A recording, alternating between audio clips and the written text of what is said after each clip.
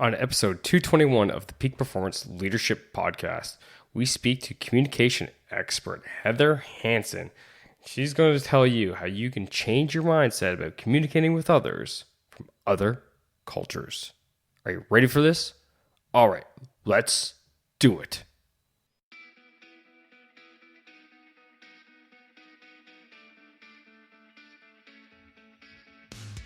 Welcome one, welcome all to the Peak Performance Leadership Podcast, a weekly podcast series dedicated to helping you hit peak performance across the three domains of leadership. Those being leading yourself, leading your team, and leading your organization. This podcast couples my 20 years of military experience as a senior Canadian Army officer with world-class guests to bring you the most complete podcast of leadership going. And for more, feel free to check out our website at movingforwardleadership.com. And with that, let's get to the show.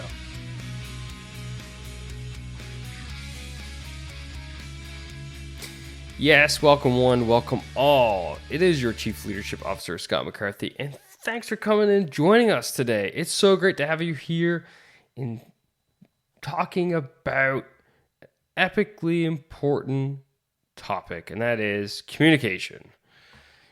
A topic that so many people, including myself, still have issues revolving around, and it's so difficult. Whenever you talk to teams or couples or individuals and they say, hey, what's troubling you? What's going on? I would swear 90% of the time, and don't take that as a solid statistic, but I'm going to run with 90% of the time, the issues that they state they're having revolve around communication.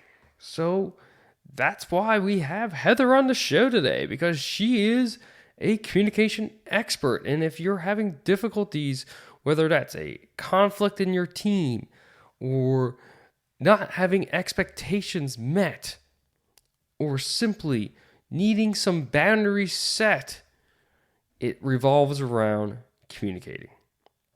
And Heather and I go deep into this conversation. In fact, we talk about a breadth of topics on this show. We talk about why difficulties in communicating with different cultures and groups, how we can communicate effectively with different cultures in the workplace, how to counter linguistic bias, which was a super interesting topic, how to establish a sense of psychological safety, how to establish a culture that celebrates diversity, and so much more. So this is Heather's lane. This is where she works in, day out. It's about communicating and basically celebrating different cultures and the way we think, but most importantly, the way we talked and act. She has been on TED Talks. She has a TED Talk titled 2 Billion Voices. She has been around the globe speaking and working with companies such as ABC National Radio, multiple print and radio outlets in Singapore, and a whack of other places. This show will help you basically make everyone feel valued, heard, and understood as you navigate the diverse workplace of today. And if you don't have a diverse workplace, it is still going to enable you to ensure that the communication amongst you and your team is at the top level. So, with further ado, ladies and gentlemen, why don't you sit back, relax, and enjoy my conversation on how to show up, speak up, and inspire action with Heather Hansen.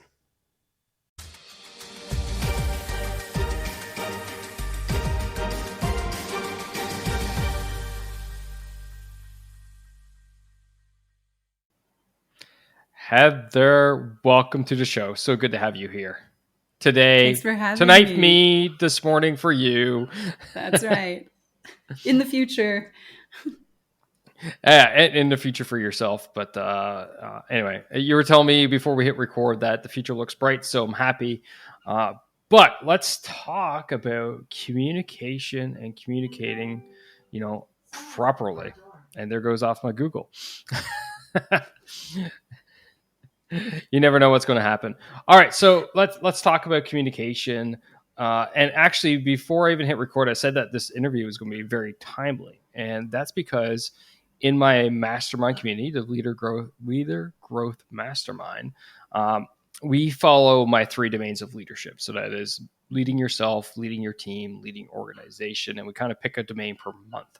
So last month we've been actually going through, or sorry, this month I should say, this current month we've been going through leading through different cultures, different Oh, ethnicities, great. Perfect. biases, cognitive Yes. biases, and Yeah. as well as different generations. Oh, great. So it just feels like this interview, which, oh, by It's the way, is being perfect. live streamed to the mastermind community, is like perfect timing. I couldn't ask It better. really So, is. Yeah. Oh, perfect. so I guess my first question is, why do we have such a hard time with communication across these different groups of people in the first place? Like, aren't we all Well, human beings? yeah, exactly. We're all human beings, but it's exactly what you just said. It's all of the cultural differences, the biases that we have that we're totally unaware of. The way that we view the world, our perspective of the world is so different, right? It's that question of what's actually reality, because the way I see the world and the way you see the world are completely different. I was born and raised in California. I left 20 years ago. I've spent 8 years in Denmark, 12 years in Singapore. I'm married to a Dane. I have third culture kids that I'm raising in Singapore that go to international schools. And Singapore is such an international environment that every conversation I'm in is with someone from another culture who has a different native language.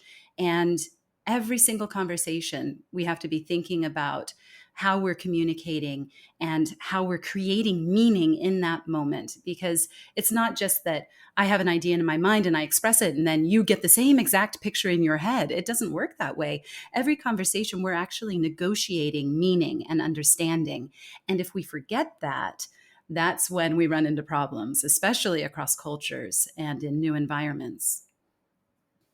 I like that meaning and understanding a bit, but that's got to be difficult, like just based off of what you said. You know what I mean? Like all the different cultures. Hmm. So I'm here in Canada, which is a country well known for its diversity. We bring in Hmm. refugees and immigrants and Yeah. everything from across the world every year, like a couple 100,000 every year. You go to the big city centers like Toronto or Montreal, and sometimes I feel like a minority as a white guy. Hmm. Because all the diversity, which by the way, I fully support. That's a good thing. Hmm.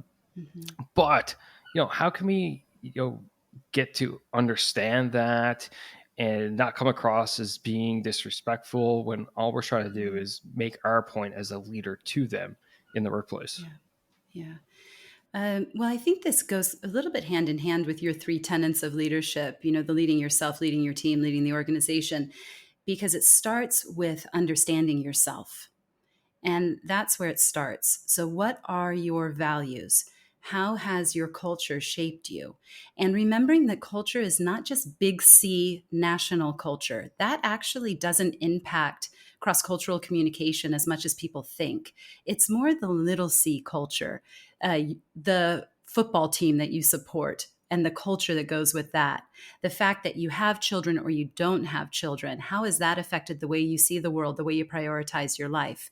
The sports that you play or don't play, people who are very athletic versus those who are not, the type of diet that you have. We create mini micro cultures around all of our interests, all of the things that we value, all of the big choices, decisions we make in our lives lead us into these micro cultures. And that is as much cross cultural communication as you going and speaking to someone from Dubai or Singapore or France, whatever. And sometimes people forget that you can have as much diversity with the person that lives down the street who's another white male just like you as you could with someone from a completely different national culture. So you have to first really take some time to dig deep and understand, what is it that you stand for? How has your culture shaped you without you necessarily knowing? And a good example of this, and a bias that I talk about a lot that I don't see and hear people talking about in diversity and inclusion, is linguistic bias. So if you think about all the movies you watched when you were growing up, what did the villains sound like? Did they sound like you? Probably not, right? They sounded German, they sounded Russian. As time moved by and geopolitics changed, they sounded Chinese, they sounded Arab, and we see this continue. Well, what does that do when you grow up always learning and seeing that the bad guys are foreign? They're different, they're other. Well, that then makes you start to believe every time you hear this accented English that this person's other, this person's different. They very likely are bad, have bad intentions. And this is the subconscious bias that we have. And that comes out, we have studies that are showing, comes out in hiring decisions, it comes out in promotions, it comes out in the way you lead your people. So you have to truly understand, what are your biases, and biases that you've never thought about before, because I would assume probably a lot of listeners haven't thought about this bias before.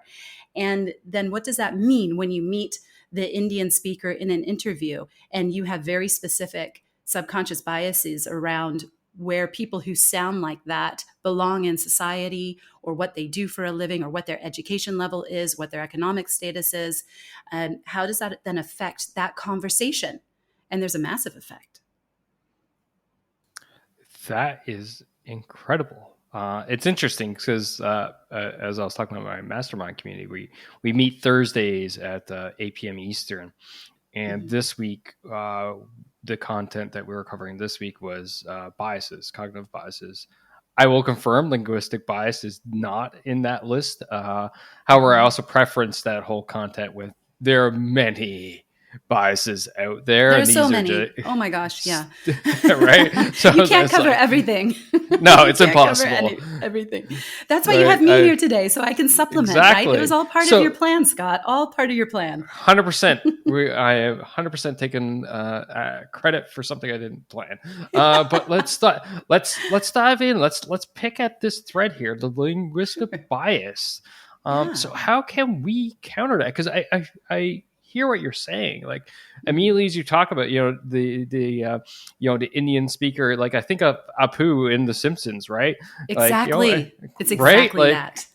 Thank how you. has that impacted the way? Yeah, how has that impacted the way? And I mean, I think we're pretty similar in age, so we grew up with the same influences, right? Like Indiana Jones and Simpsons, and this is how we were enculturated. And so, what happens when your contact with Indian accented English is from The Simpsons? How does that then influence every conversation you have with someone with an Indian accent? Your first impression is, oh, a shopkeeper, or perhaps it's a call center agent. I see this as a massive, massive issue, because I'm always hearing, oh, Indian English is so difficult. It's so difficult. I can't understand Indian English. And I hear this across the board. Oh, they talk so fast, and this and that. And there's a very negative feeling associated with it. Well, think about why. Think about where you've had contact. Most people in North America, growing up or as adults, we have contact with that accent and one-on-one conversations with people in call centers. Now, why are we calling a call center? Because we're already angry about something. Something has gone wrong and we need it fixed.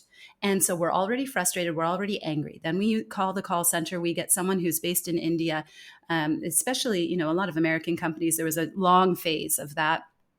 Things have changed a little bit today. But, as we were young adults, for sure, most of our call centers were based there. You're frustrated already. Then you're speaking to someone you're having difficulty understanding because you don't have a lot of contact with that accent. And you're getting more frustrated. And the minute you hang up the phone, it's like, oh, they can't even speak English, right? I mean, that's the kind of reactions we're having. And So you equate this really negative emotion with that interaction, and then you carry that along. And then the next person that you meet in an interview for a job, for example, you're in a hiring position where you need to interview people, and they come in and have that kind of accent, and you're immediately triggered with, oh, they're just so hard to understand. How am I going to work with them every day?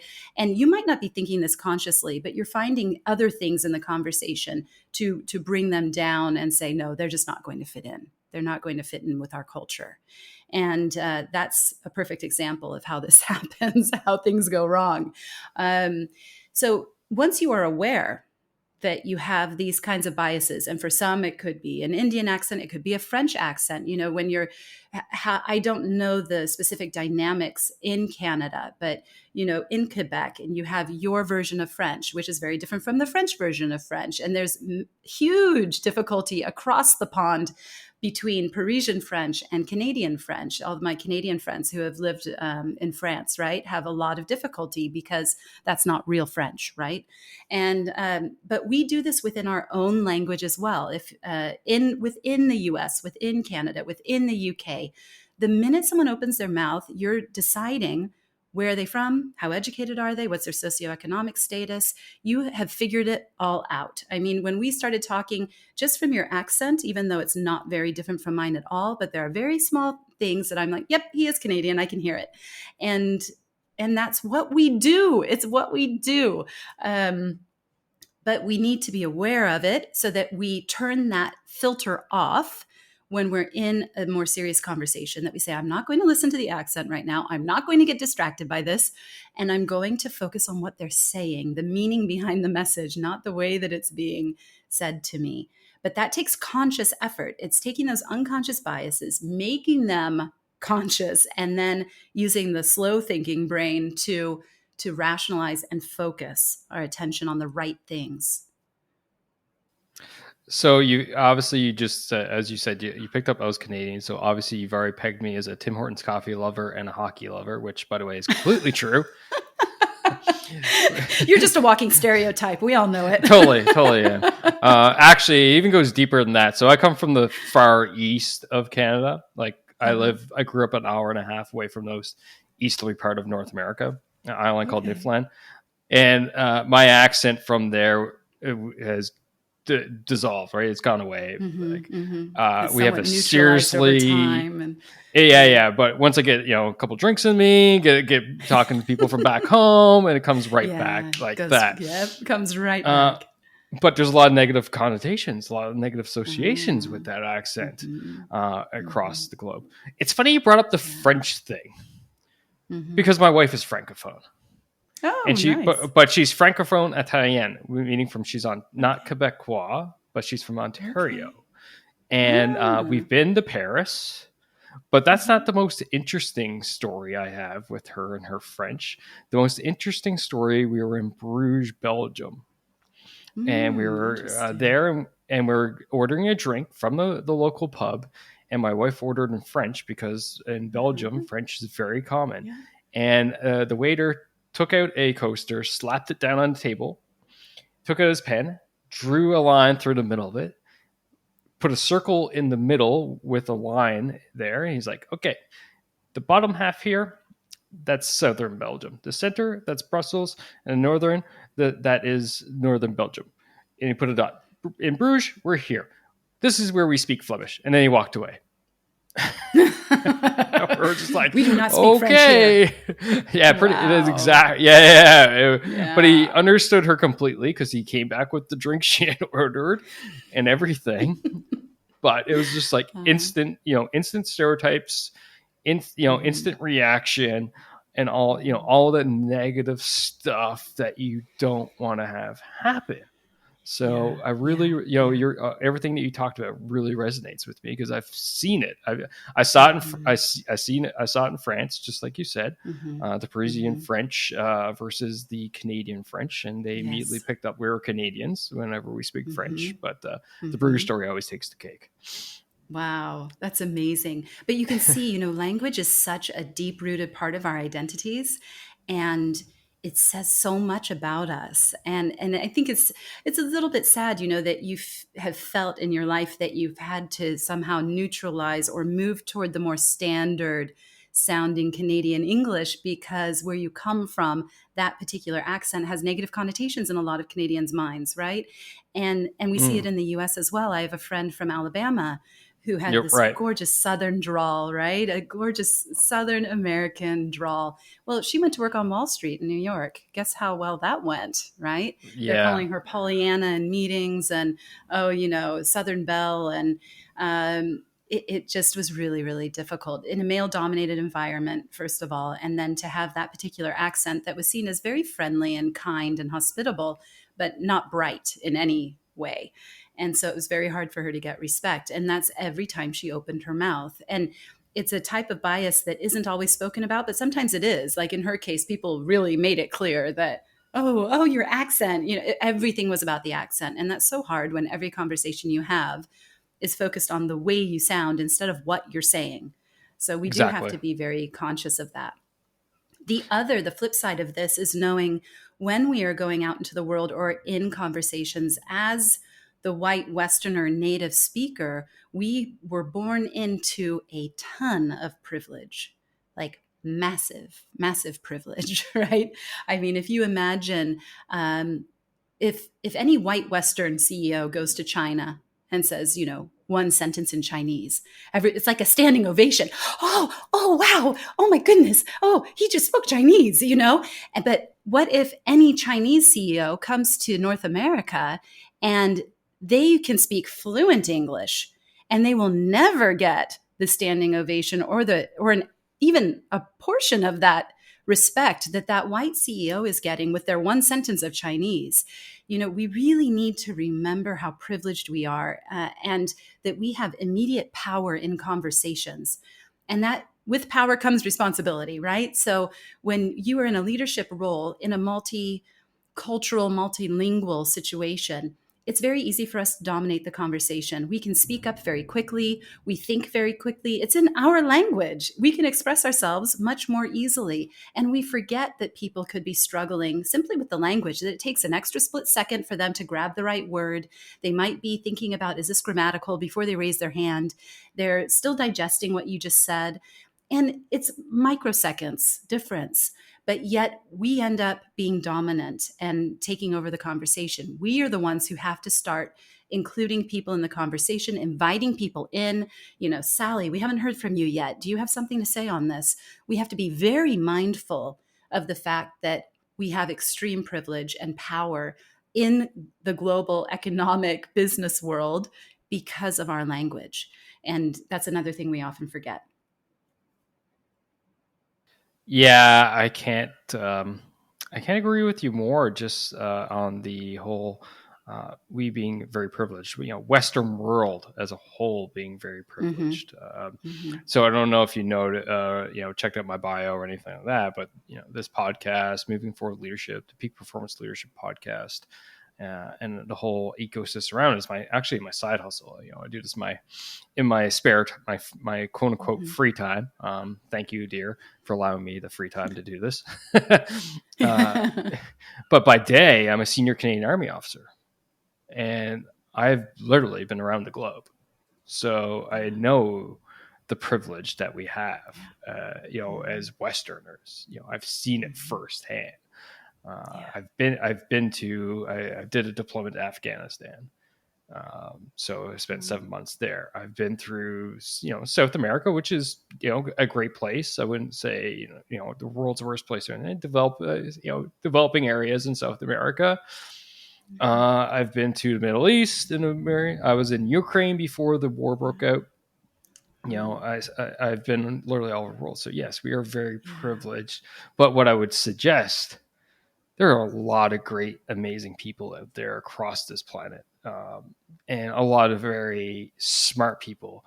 And I think the one thing that brings us together is also the one thing that kind of divides us, and that's our ability to communicate and to understand. So, Mm-hmm. how would you go about? Let's go back to your friend at Wall Street, Mm-hmm. and you were the leader of that team, and your friend was talking with her draw, and some of the Mm-hmm. members started piping up with the names and making fun and all this stuff, pointing her out. How would you go about in establishing that psychological safety for your team Yeah. member to continue to talk the way she talks, Hmm.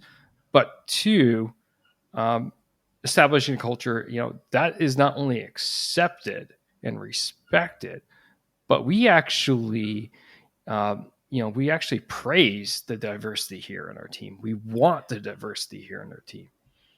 Yes, exactly. That is just so important. And it has to come from the leader. There are certain ways we can work from bottom up, but in these kinds of situations, it really is important that the leader draws the line and says, come on, guys, is that really necessary? I don't think that's appropriate. We have to bring it to the surface and talk about it. If we don't call out that kind of behavior, people will continue with it. And so there has to be that line, just like we do with gender discrimination or racial discrimination. We have no issue saying, whoa, that's not appropriate. We are not going to have a team that runs that way. And yet somehow little jokes about accent can slip through and we think, oh, but it's just for fun. No, that's how we've thought about every form of discrimination all the way across the line until we start talking about it and saying, no, actually, wait a second, that isn't right. So we have to start treating this the same way we would as gender discrimination or racial discrimination or anything else, by voicing it and naming it, because these are micro inequities and they underlie, in her situation, it was underlying a gender discrimination as well. It can also underline racial discrimination. There is some debate around whether or not accent is an ism, if we can say accentism, because I'm not sure it is a discrimination in itself, but it underpins so many others. So, because of the way they sound, you assume certain things, and then it leads to a racial discrimination, or it leads to gender discrimination, or other forms. So, it's about naming it, having open conversations about it, and making it very clear that these kinds of comments are really not acceptable. And just as you wouldn't say something about her being female, you also shouldn't say something about her. And they were actually, by saying things like, oh, Pollyanna's here and going to save the day. And we really do have to speak it and make it known and draw the line. That's what the leaders have to do. And that is what we're doing to build psychological safety, to say, look, this is no different than any other form of discrimination. And any good leader, I think, is already on board with that, and they know how to do that. So it's just about expanding that to include accent language in that list, right? Yeah, no, yeah, you got to be on top of it. Yeah, in my point of view, Yeah. you have to be on top of it, Mm-hmm. and you have to set the tone of, Yeah. we will allow time, for, let's say, for the Indian person Mm-hmm. who just came in from India, who speaks, maybe slower or speaks very fast. It takes, it's like, sorry, no offense, but yeah, I didn't catch everything. Can you slow down and say? And if someone chuckles, like, no, this Mm-hmm. is a team member here. We're going to Mm-hmm. support them. They're part of our team. Mm-hmm. They have something important Mm-hmm. to say. So let's Yeah. try this again. Or, the Yeah, yeah. And chuckles. that's an interesting conversation, actually, because that's very, very common that people will say, whoa, whoa, hold on, wait, I can't understand you. Slow down. And that is really putting the blame on that individual who's speaking, instead of realizing Right. that, Yeah. Yeah. wait a second, maybe it's me who hasn't had enough contact with this accent and I'm having difficulty because I just haven't heard it very often. So it's also about rephrasing, because we do have to say, I'm really sorry, I'm having difficulty understanding, but instead of putting it on them and saying, I need you to slow down, or sorry, you're talking too fast, you're doing this wrong. It's more of, I'm really sorry, I'm not very familiar with your accent. I haven't had contact. I haven't heard your accent before, and I'm having some difficulty. So it might take me a little bit longer to understand, and I might need to ask you to repeat some things. But this is on me. Please continue. Making it more clear that we're meeting halfway, that it isn't necessarily the other person's issue. It's also ours, because we don't have the global experience or understanding. The great majority of us do not have that global contact. And it will get easier. If you have this new teammate, yes, you're going to have difficulty the first month to 3 months, but you're going to tune your ear and every single conversation will get easier. So it kind of proves that it's not only on their side, it's also about you tuning your ear.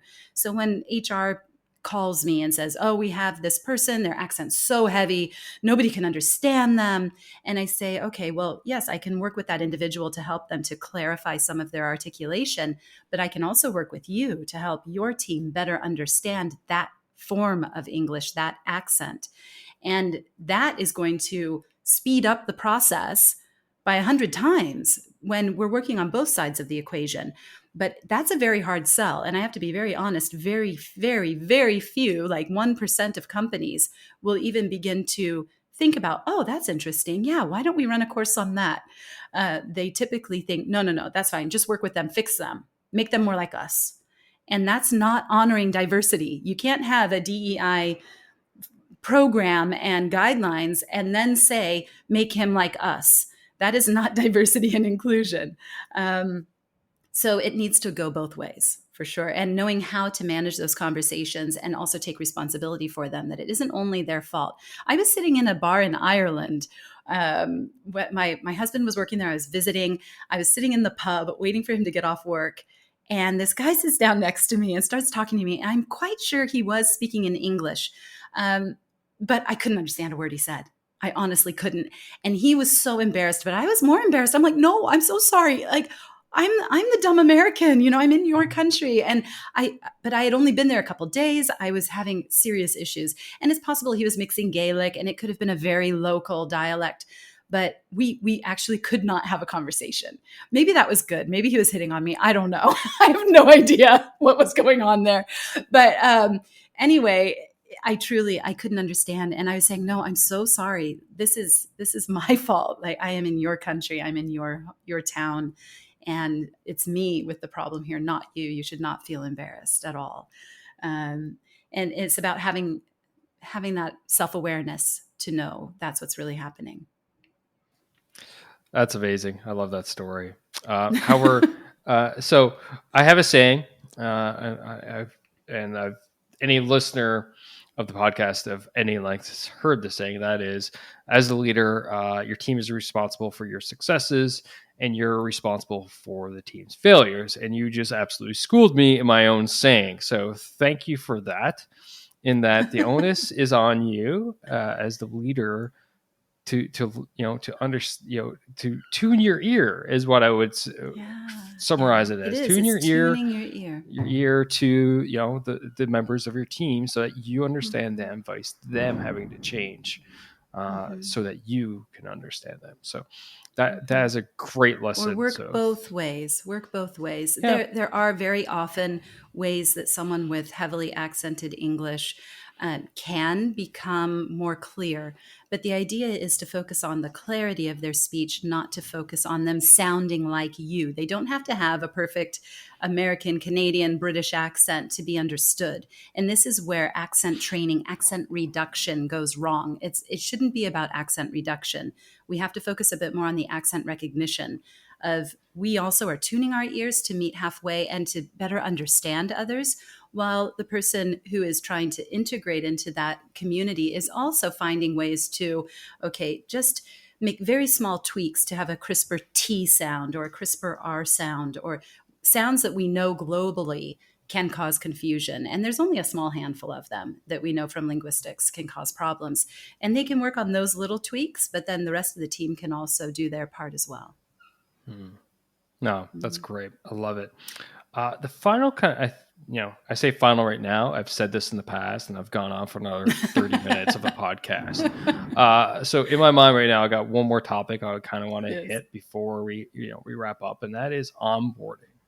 So how might we as leaders ensure we effectively onboard, people from diverse cultures who speak differently than us, have these different backgrounds, come from different parts of the world, and so on and so forth, so that, we celebrate this diversity, vice, the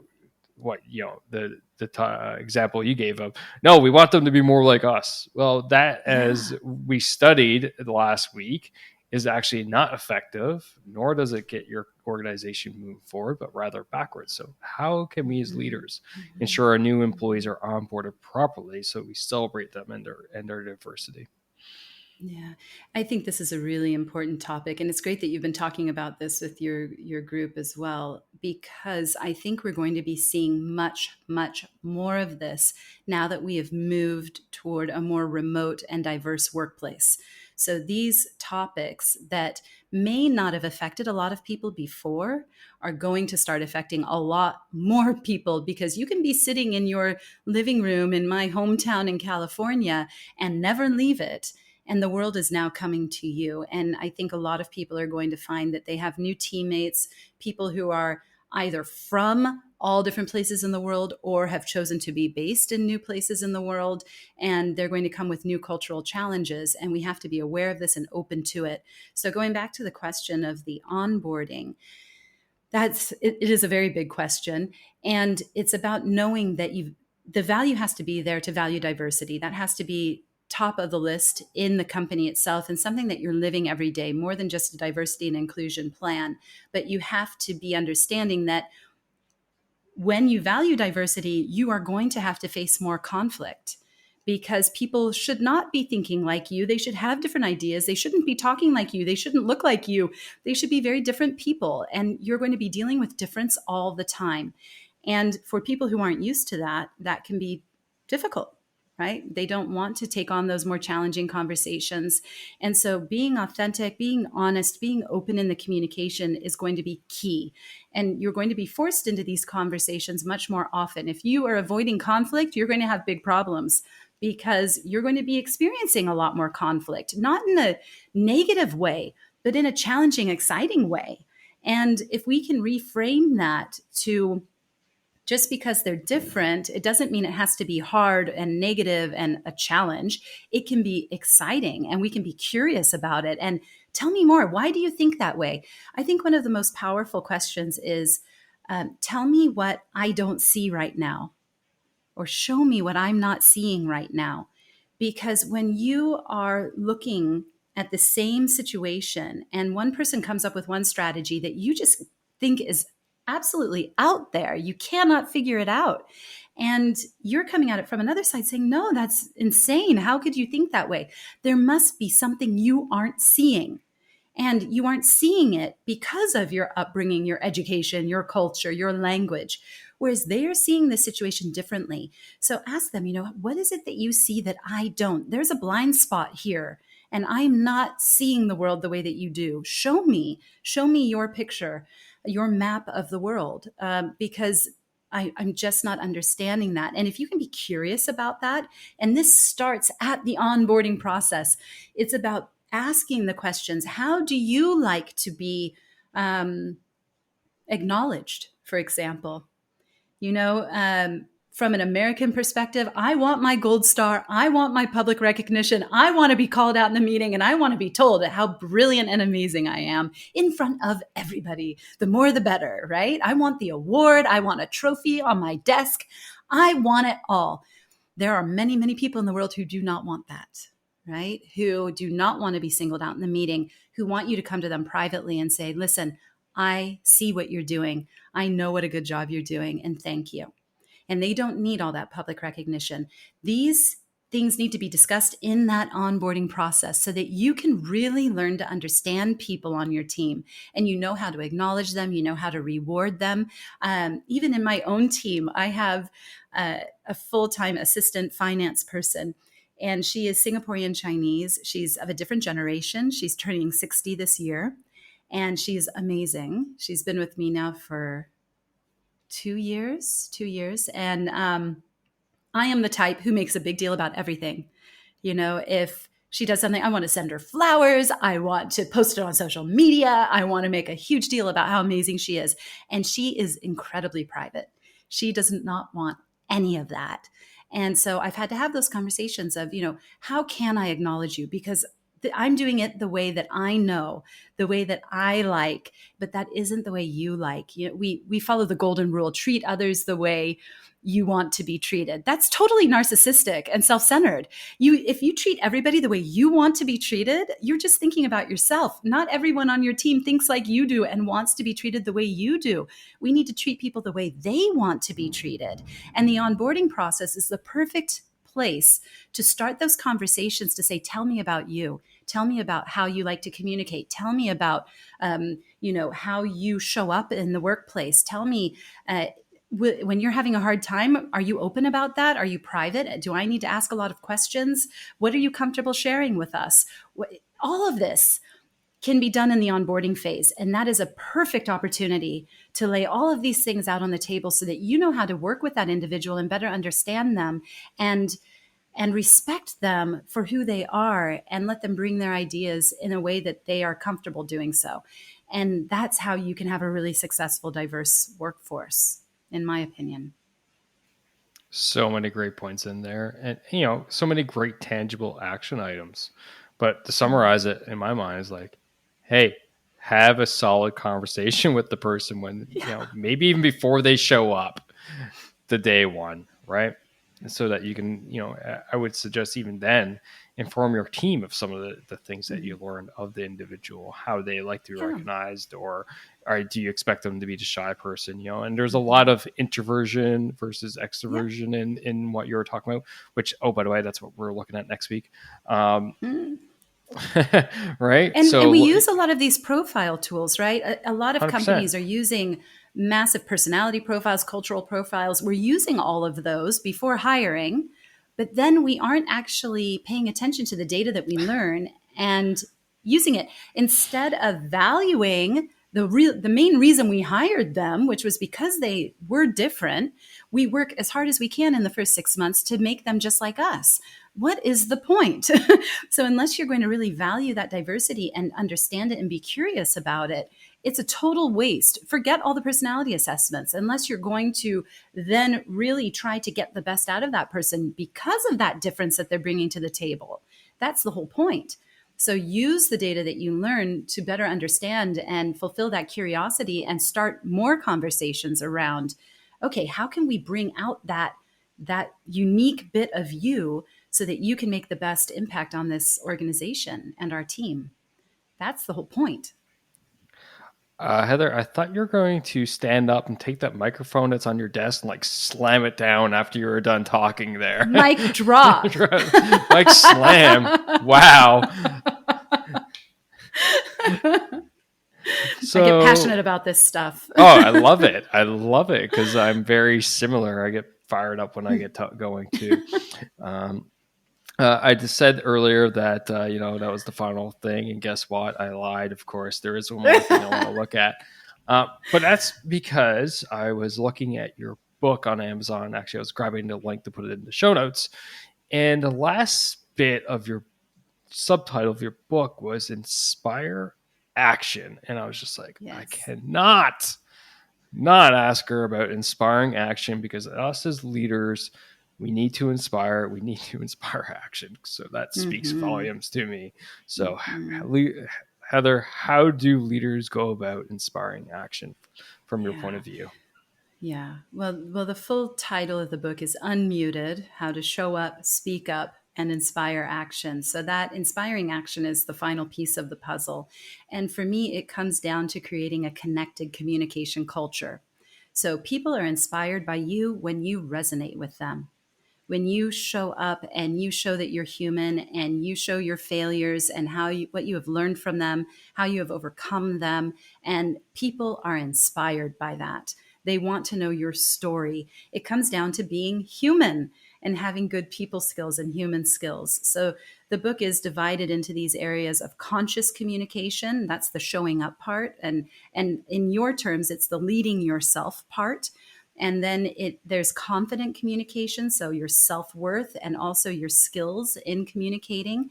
And then this connected communication piece, which is all around building that diverse, psychologically safe environment, building the strong relationships and connection with your team, and coming from a place of vulnerability, authenticity, having no fear of failure, of intelligent failure in any case, well thought out risk taking, not just stupid failure that people weren't thinking, they weren't following operating procedures. I mean, you're in the military, that's dangerous, right? There are certain failures that are dangerous.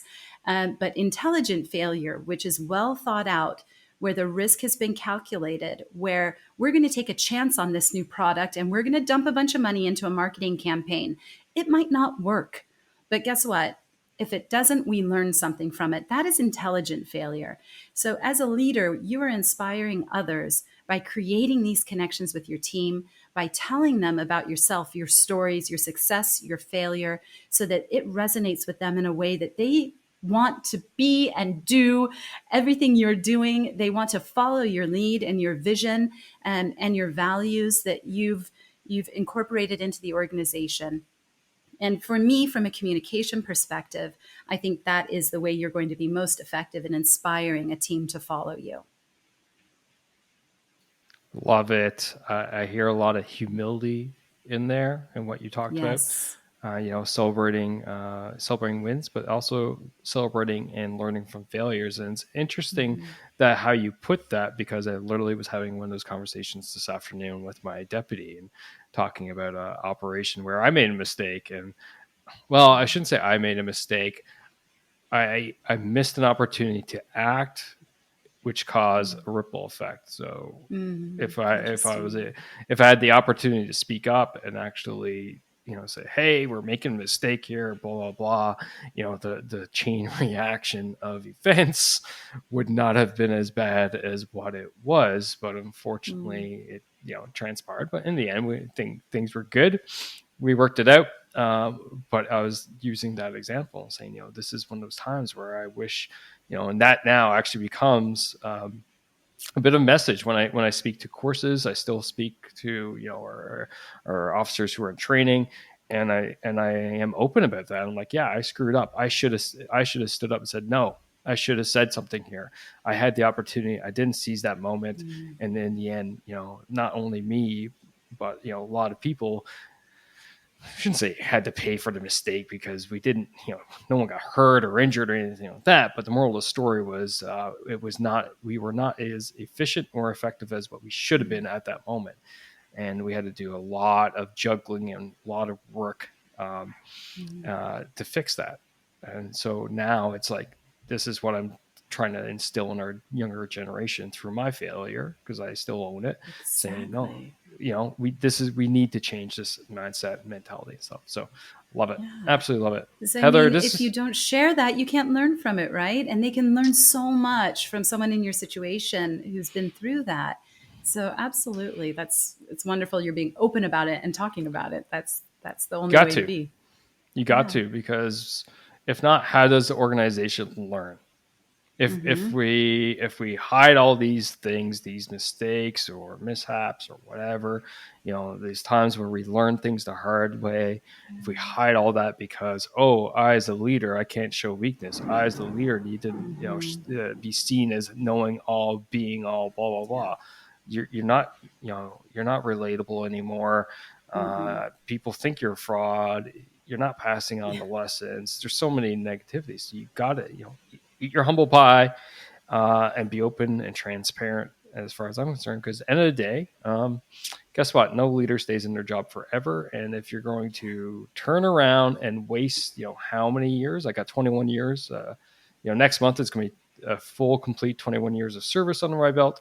So if I want to turn around and waste that 21 years, it's by not passing on a single lesson to someone behind me. Right? Oh, there we go. I just got on my soapbox. Take my mic. Yeah. Well done. Mic drop right there. Mic drop. But Heather, this has been a fantastic conversation. Unfortunately, we do got to wrap it up here. Before we do, I got a couple last questions for you. The first one being a question that's all the guests here at the Peak Performance Leadership Podcast, and that is, according to you, Heather, what makes a great leader? For me, this is the obvious answer, I know, but for me, a great leader is a great communicator. And if you aren't embracing your communication and connecting with every individual on your team in a personal way, I don't think that you can really call yourself a leader. So a great leader is a great communicator. fitting, but yet I would suggest very fair. Well said. Okay, final question of the show is, how can people find you? How can they follow you, be part of your journey? It's all about you. It's all about me. Oh, I love that. Speaks straight to my American heart, right? Okay, the book, which just came out this week in Canada and the US and South America, can be found hopefully in your local bookstore, but if not, you can get it on Amazon, of course. My company in Singapore is globalspeechacademy.com. And you can also find me at heatherhansen.com. And that's where you'll learn more about my writing and media appearances and speaking. And of course on LinkedIn, I'm very happy to connect with anyone. I love conversations there. So please do connect, and hope to meet some of your listeners out there in the world sometime soon. Yeah, for the listeners, always, it's easy for you. Just go to leaddon'tboss.com/221. 221. leaddon'tboss.com/221. And yes, if you're super noticeable, that is a different URL. And don't worry about it because it just forwards to the normal one. So anyway, leaddon'tboss.com/221. And the links are in the show notes. Heather, again, thanks for coming out. It's been a pleasure, ma'am. Thoroughly enjoyed our convo today. Thanks so much, Scott. Thanks for having me. And that's a wrap for this episode, ladies and gentlemen. Thank you for listening. Thank you for supporting the Peak Performance Leadership Podcast. But you know what you could do to truly support the podcast? And no, that's not leaving a rating and review. It's simply helping a friend. And that is helping a friend by sharing this episode with them if you think this would resonate with them and help them elevate their performance level, whether that's within themselves, their teams, or their organization. So do that. Help me, help a friend, win-win all around. And hey, you look like a great friend at the same time. So just hit that little share button on your app, and then feel free to fire this episode to anyone that you feel would benefit from it. Finally, there's always more. There's always more lessons around being the highest performing leader that you can possibly be, whether that's for yourself, your team, or your organization. So why don't you subscribe? Subscribe to the show via movingforwardleadership.com/subscribe. And until next time, lead, don't boss, and thanks for coming out. Take care now.